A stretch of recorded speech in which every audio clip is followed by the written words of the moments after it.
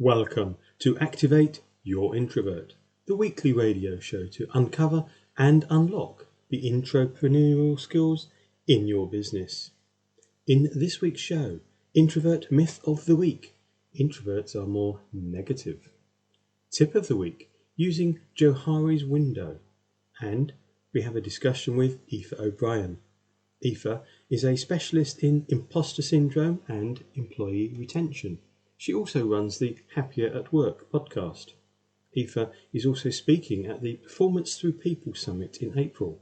You can get more information and tickets at introvertinbusiness.co.uk/performance-through-people. Just before speaking to Aoife, did you know it's an anniversary week? 45 years ago, British diplomats Guy Burgess and Donald Maclean admitted defection to the USSR. There was certainly some things they had kept hidden for many years. This thing about hidden is a concept in Johari's window, which is a great tool for you as a leader. As a leader, one of your main roles is to improve the productivity of your team, helping them perform better. Johari's window is a simple tool that could help you to do that and help you manage introverts. It's a model that helps people better understand their relationship with themselves and others. And by the way, the name comes from the inventors Joseph Luft, that's Joe, and Harrington Ingram, that's Harry, Johari. There's 4 quadrants in this model, and as you open one quadrant, you're closing the others. There's one called the open self. These represents things that both you and others know about you. The next box is called the hidden self. Things that you know about yourself, but the others don't. Then there's the blind self. You don't know these things, although others around you do know them. And then there's the unknown. Things that neither you or the others around you know. Think about ways you can get your team to open their hidden box. That's the things they know and others don't. And ways they can open the blind self. That's things they don't know, but others in the team do. As a leader, you might start by considering how to close your own hidden box, because when your team's not aware of your goals or concerns, team members will naturally fill that void and have a guess. It's almost human nature. Sometimes those guesses are accurate, sometimes damaging. I always remember some years ago when I was a retail manager, I had in my head, and only in my head, the idea of moving one of my store managers from one store to another. I was shocked when I overheard that the rumour mill had already decided what I was doing, because I'd only thought about it on the drive to work that day. Keeping things hidden from your team is sometimes needed, but often causes problems. So one way of closing your hidden box is to talk to your team about your priorities and their timeframes, the issues that might perhaps even keep you up at night. And doing this can give you, and more importantly your team and your colleagues, the opportunity to offer help. But how does it help you manage introverts? Introverts, of course, tend to be more private than most people in your team, so their open box is less open. Team effectiveness should improve if their hidden box closes. That's the introvert letting you or the team know more about them.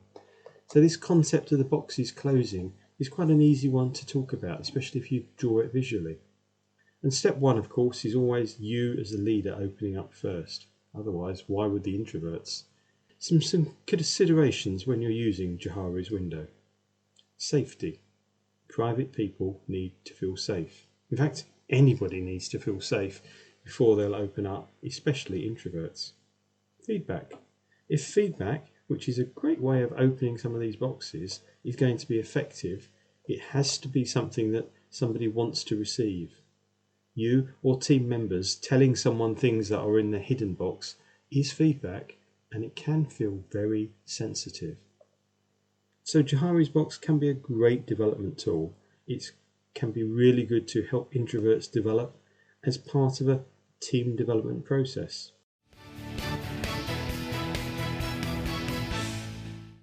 Do let me know what tip you'd like to help you to activate the entrepreneurial skills in your business, or what introvert myth you like exposed.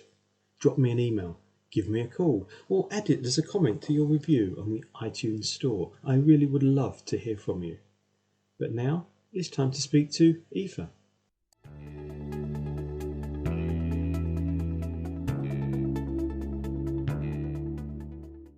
Welcome, Aoife.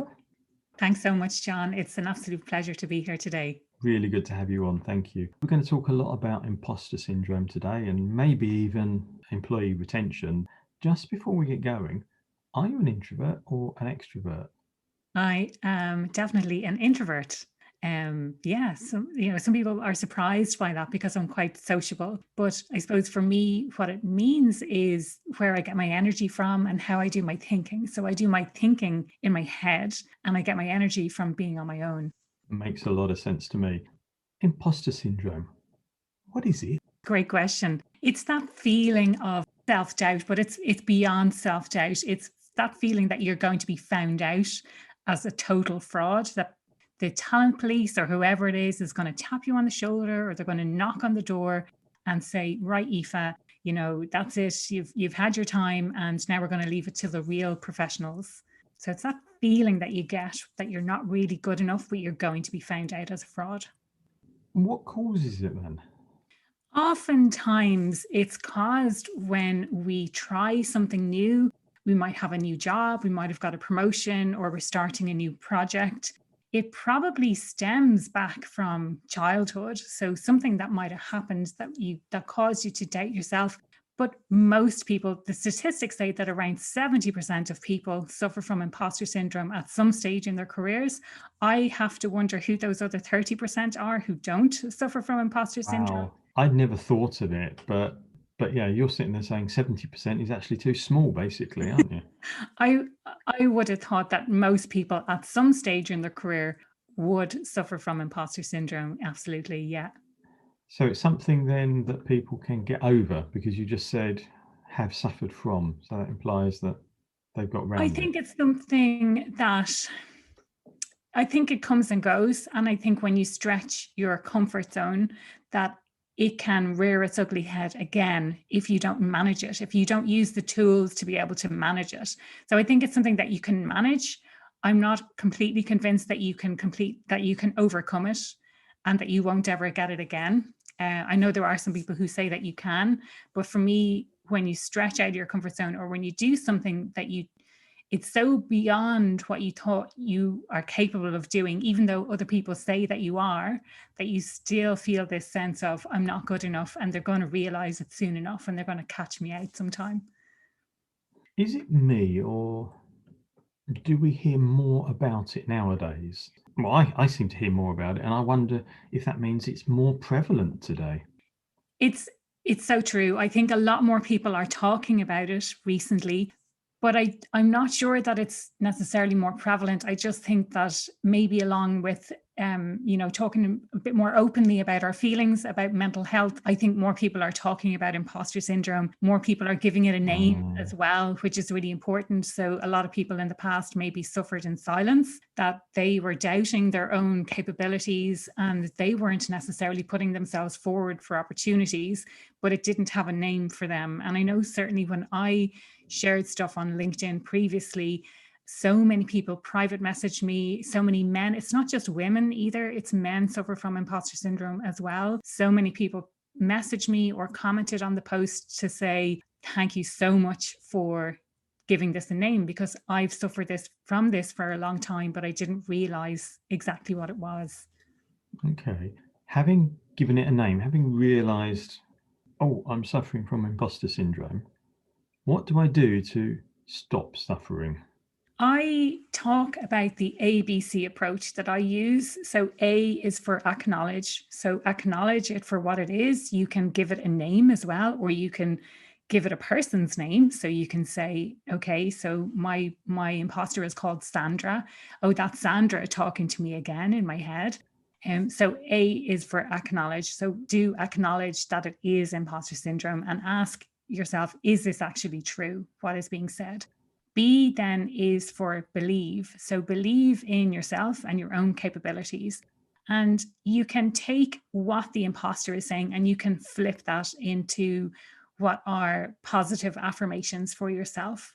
And then C is call to action. And that's all about taking the first step towards what it is that you want to do. So, what would you do if you didn't have imposter syndrome? And think of the smallest step that you can take, because you don't want to overwhelm yourself by taking a big leap and then kind of feeling that sense of imposterism again. It's about taking just a small step and knowing what that is and going for it, taking that step. Okay, so acknowledge it, believe and Yeah. flip what it says, and then the call to action. What would you do if you didn't have it? I like that. ABC. Yes. Works for me. I'm simple. Now, Sandra says that we're starting to run out of time. But just before we do that,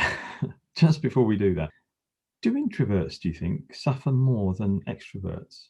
I'm not sure whether introverts suffer more than extroverts, but I do know that there are 5 different types. I know we don't have time to talk about the 5 different types of imposter, but one specific type within imposter syndrome is the soloist. And this is the person who doesn't ask for help. And I think perhaps introverts maybe are a little bit more exposed to that type of imposterism, where they feel that they need to do stuff on their own, and if they ask for help, then they perceive themselves to be more of an imposter because they've sought out help in order to achieve something. So a tip for an introvert with imposter syndrome might be to do whatever else you're going to tell us to do in a moment, but to make sure you ask for help and reach out to others.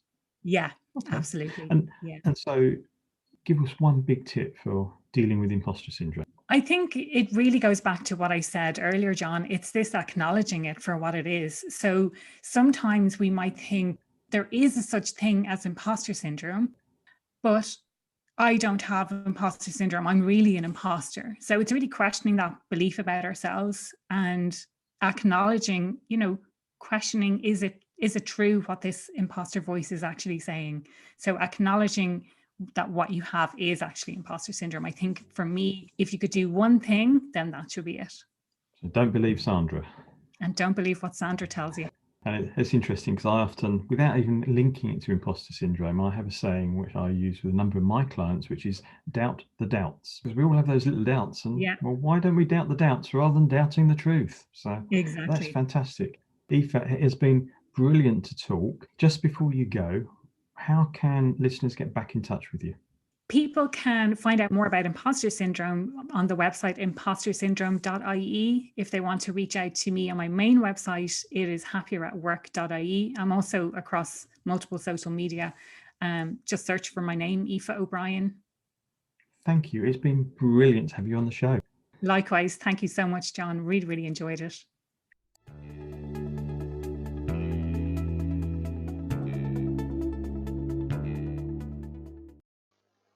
And now it's time for Introvert Myth of the Week. Those crazy stories that I hear and you hear, but some people actually believe.